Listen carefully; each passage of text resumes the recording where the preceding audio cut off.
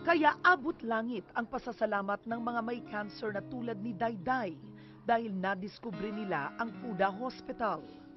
Here, in 5 weeks, I had immunotherapy, local chemotherapy twice, immunotherapy and iodine seeds implantation, and yeah, that's it. And no? cryo.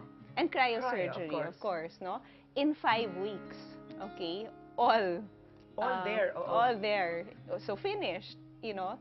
Assuming that it was successful, wow, imagine you're rid of your cancer in 5 weeks. Not like when you have to go through cycles and cycles of chemotherapy.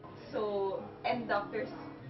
Ayon pa kay Dayday, ang pambato ng FUDA ay ang tinatawag nilang Combined Immunotherapy Cancer Vaccine o CIC. Isang bakuna na layong palakasin ang katawan para labanan ang pagbalik at pagkalat ng cancer.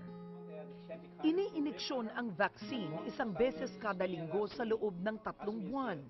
For me, the immunotherapy is yung talagang pambato ng FUDA. Now, the importance of immunotherapy is that